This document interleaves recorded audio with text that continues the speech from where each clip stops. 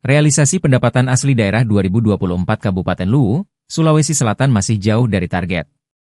PET Luwu yang ditargetkan sebesar 15.092 miliar rupiah, namun hingga memasuki bulan Desember hanya berkisar di angka 10.494 miliar rupiah. Tak tercapainya target PET menuai respon dari Wakil Ketua IDPRD Luwu, Zulkifli.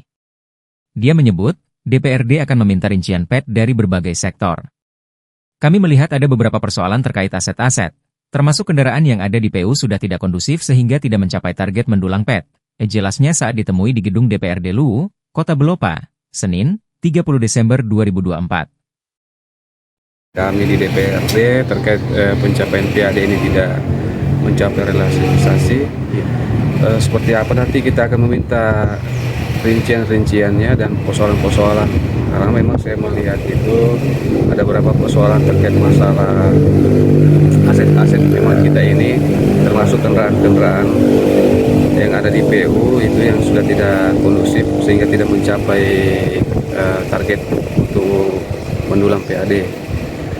Termasuk juga ada beberapa dinas yang memang kemarin itu terjadi penurunan, ya itu terkait masalah tidak maksimalnya keberadaan aset-aset yang ada.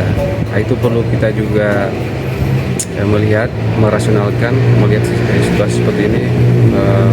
Kita akan evaluasi kalau memang ini pelanggaran karena ada kebocoran, ya kenapa tidak kita merekomendasikan untuk dievaluasi PD-nya. Termasuk juga PD-PD yang untuk retribusi daerah, ya, kan? Termasuk PD yang pajak. Nanti Pak Bupati barulah terpilih melihat secara objektif. Karena ini juga akan salah satu untuk mendukung programnya Pak Bupati. Kalau OPD ini tidak becus bekerja dalam menargetkan pencapaian PD ini akan juga menghambat kinerjanya Pak Bupati ke depan kita ini. Reaksi DPRD karena PAD tidak sampai. Reaksi DPRD tetap akan memanggil setiap komisi yang ada PAD-nya. Kita akan pertanyakan itu semua. Ya, saya kira itu saja. Ya.